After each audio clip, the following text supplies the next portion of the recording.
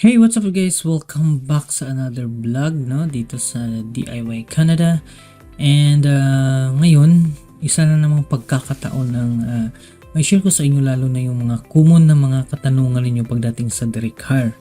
Okay, and ang sasagutin natin ngayon na tanong is itong tanong ng isang followers natin na ang sabi niya, "Hello po sir, as if ma-hired po ng employer po, madala po ba yung own family po?" Okay, this is a good question, no? Lalo na sa mga gustong pumunta ng Canada and then through direct hire.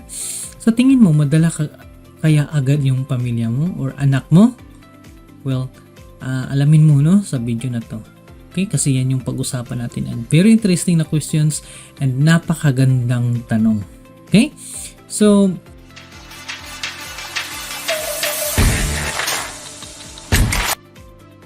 okay, welcome back dito sa channel na to sa DIY Canada.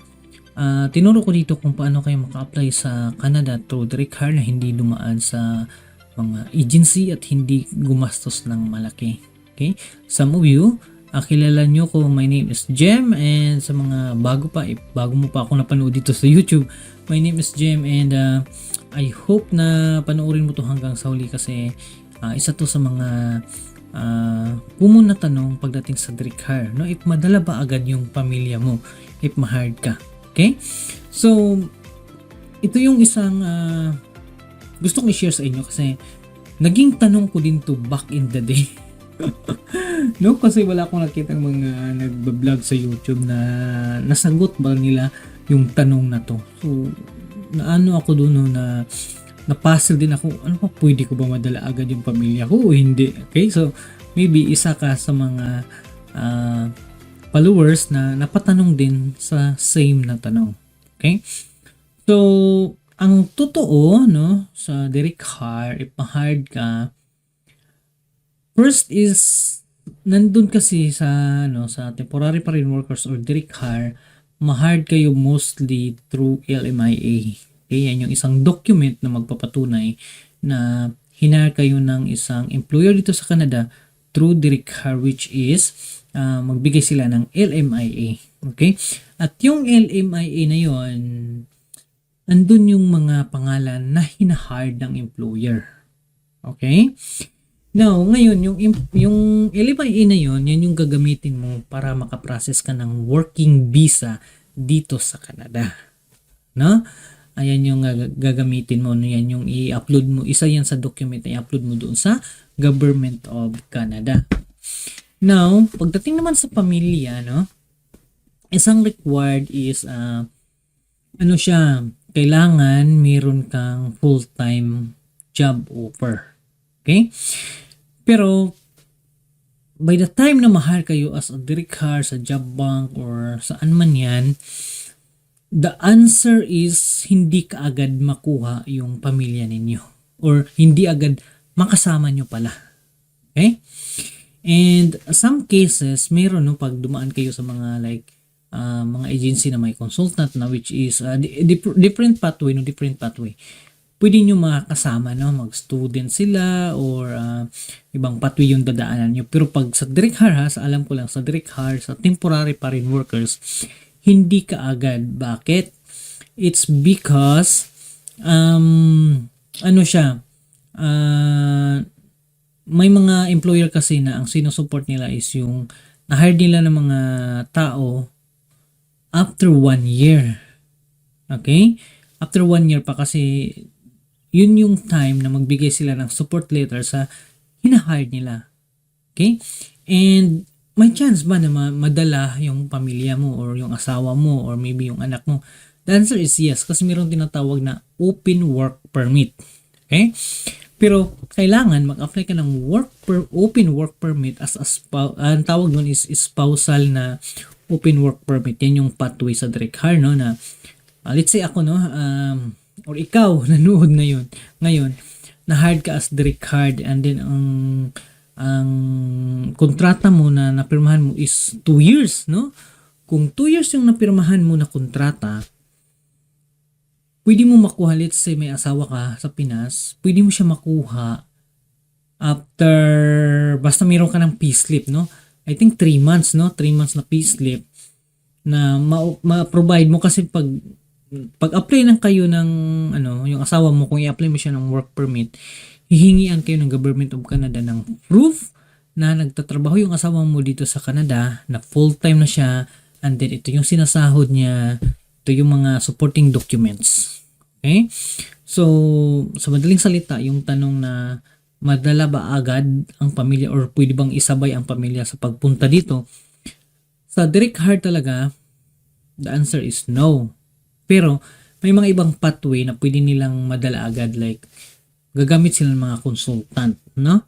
Pero sa direct hire, may iba na hindi kaagad, pero mostly susunod, makuha agad mga 3 months, 6 months kasi meron kayong ipo-provide na mga payslips pag-upload doon sa sa Government of Canada.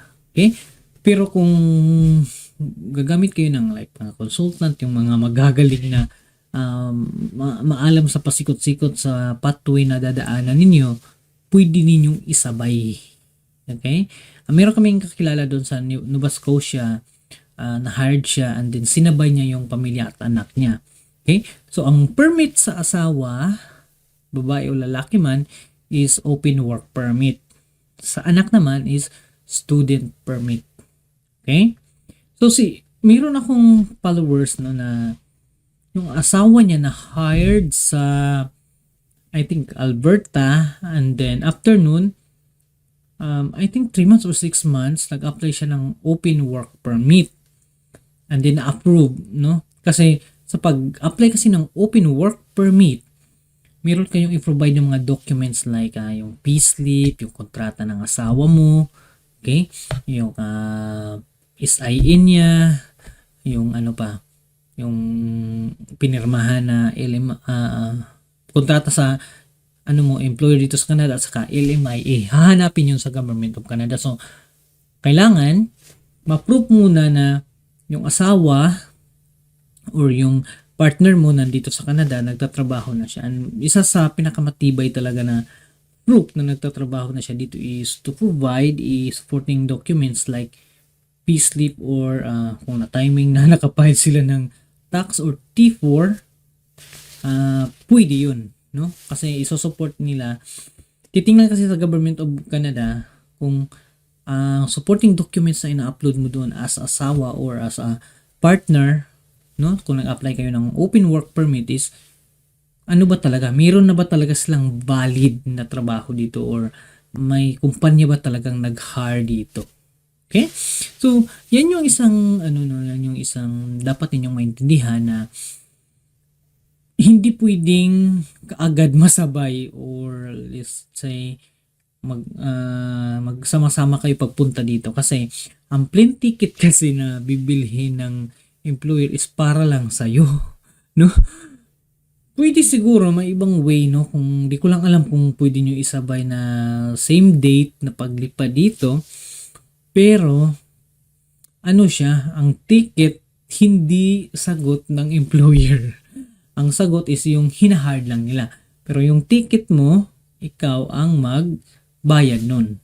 Okay? So, sa asawa mo at anak mo, iba ang bayad sa ticket. Kasi pag direct hire kasi, nakalagay na yan sa rules ng Government of Canada na ang employer ang bibili ng ticket from saang country ka galing, sa Pinas, sa Saudi, sa Korea, sa Taiwan.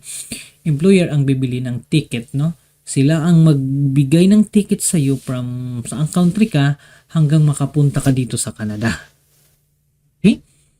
So, kung gusto niyo makatipid, paunahin nyo muna yung partner ninyo sa Canada and then sunod na lang kayo kasi by the time na nandito na yung asawa ninyo or partner ninyo sa buhay, makasupport na kasi lalo na pag kumikita na, may income na, di ba? So makabili ng ticket para sa asawa or sa anak, mas magaan. Pero kung mapira naman kayo, daan na lang kayo sa student pathway or express entry. I think sa express entry na pathway, pwede kayong sabay pumunta dito. Okay? Pero pag direct hire, hindi pa kasi may kailangan ka kasi yung supporting documents pagdating sa open work permit. Now, speaking of open work permit, dalawang klase yun. May open work permit na kahit saang province ka mag-apply at kahit saang company ka mag-apply. Okay? Meron ding open work permit na specific lang sa province na yun. Pero titingnan nyo sa sa work permit mismo, may kasi doon, additional details na exclusive sa province ba ang nakalagay or kahit saan. Okay? So, pay attention yun. Dapat titingnan ninyo kasi may mga ganun na case pero madalang lang. Mostly kasi sa open work permit kahit saang province sa Canada at kahit saang kumpanya. Okay? So, yan yung kagandahan. And, hindi na masama na 3 months na nandito yung partner niyo na una, at least may pang support kayo, di ba? So, yun, no? Yun yung sagot, no? Sa tanong na, ano ba talaga, sir? Madala ba agad namin yung pamilya namin or hindi? Okay? So, yan yung sagot, no? Na hindi ka agad, hindi pwedeng, madala naman pero hindi sabay. Hindi sabay na same date yung flight niyo. Ganun din yung ganun din yung flight nila. Okay? Kasi marami pang asikasuhin. Pag-apply kasi ng, let's say, yung partner mo na hired siya, may mga questionnaire kasi doon, no? May questionnaire doon na accompanied ba siya o hindi, no? So mostly sa aming mga direct hire, like yung mga may mga may mga common law, lalo na kung common law meaning hindi pa talaga kasado, no? So ang nilagay nila is no, kasi ma-misinterpretation kasi pagdating dito, no, na nakalagay doon na company pero hindi pala, no?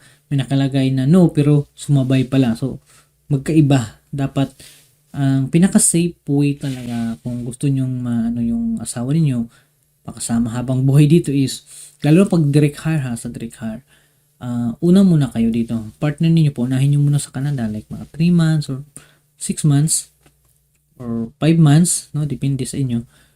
At least, pagdating nyo sa Government of Canada, pag process ng open work permit, kumplito na kayo sa supporting documents kasi karamihan sa supporting documents is more on sa taong na-hire dito or sa partner mo na na-hire sa Canada. Kailangan meron silang valid na job offer, no, yung ID nila, yung SIN nila, okay? Tapos yung payslip, okay? So, yan yung tatandaan niyo. Pero okay, mag-alala, 3 months not bad, no? Tama na yun na mag-prepare kayo sa mga kailangan ninyong dalhin, no? Kailangan ninyong i-submit, no? Makakuha pa kayo ng mga supporting documents sa Pinas, like NBI, di ba? So, sa mag-asawa dyan or common law, actually magkaiba pala, no? Ang kasal talaga at common law. Ang common law medyo mahaba-habang proseso at saka ibang ibang usapin kasi nga maraming kailangan ng Government of Canada as a common law na nagpapatunay na legal kayo nagsama, ilang taon. I'm not familiar sa mga common law but yun yung mga narinig ko, no, sa kasama ko kasi may mga common law sila. Okay? So, yun lang ma-share ko sa inyo, no, na I think mayroong ibang pathway pero di ko lang alam, pero sa direct hire talaga ang alam ko lang is yung hindi ka agad masabay mo yung pagpunta dito, gawa nung ticket na bibilhin sa employer is para lang sa partner mo na na-hired na mag-work dito sa Canada. Okay? So, posible siyang madala pero hindi sabay. Okay? I hope malinaw yan sa inyo, no, na pwede ninyo madala yung mga partner ninyo o anak ninyo maybe after 3 months or maybe after ilang months, depende sa inyo. But mostly, pinaka-safe talaga is 3 to 6 months kasi nga, meron na kayong proof, no? Meron na kayong salary slip, no? Meron ng kontrata. Yan yung pinaka-safe. Okay? And now, pagdating sa open work permit, sir, pwede ba namin i-DIY yun? Yes, pwede na. Basahin nyo yan sa IRCC, how to get a spousal work permit. Okay? And then how to get open work permit, or search kayo how to get open work permit or spousal work permit. Same lang yan sila kasi ang issue ng mga spousal or partner ninyo is open work permit. Basahin nyo paano mag-apply, ano yung mga kailangan na documents, and then ang open work permit, kung ano yung let's say yung na-hired, no, yung partner mo na na-hired dito, meron siyang sariling account sa government portal ng Canada.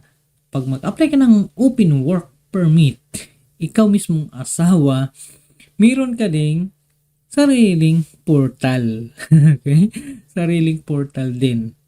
Okay? Like yung kay Uwen, no, kinuha niya yung anak niya. Yung dalawa niyang anak, ginawa niya ng tig-iisang account. Bali, dalawang account. Okay? So, I hope malinaw yun sa inyo. Kasi hindi pwedeng yung asawa ninyo may account na dito sa Government of Canada and then doon kayo mag-upload. Magkaiba kasi yung open work permit at saka yung close permit. Okay? So, yung open work permit para sa asawa yun na kahit saan pwede mag-apply, but yung mga asawa ninyo na hire o partner dito, closed work permit yun, meaning naka-exclusive yun sa specific employer. Okay? Hindi pwedeng dalawang employer. Isa lang ang employer. Kasi walang papayag na employer na mag-issue ng multiple work permit and then magtrabaho lang ng 3 months, aalis. May maraming ganyan dito sa Canada na excited mag-Canada, then hindi nila gusto yung trabaho or di gusto nila yung company. Nag-ano sila, decide na lipat na ako eh. Ayoko na dito. Marami akong followers before na nag-message sa akin, magpa-assess kasi lilipat sila kasi nga daw konti lang yung oras, hindi sila masaya doon. So, iniiwasan niya ng employer. Okay? So, hopefully this video helps you nun nagka-idea kayo kung pwede nyo ba madala yung pamilya or anak nyo sa Canada. Okay? The answer is, kung sa direct hire, madala man pero hindi kaagad, hindi siya sabay. Okay? Merong mga sabay pero ibang pathway yun. Okay? So again, this is Jem. Thanks for watching and see you next time.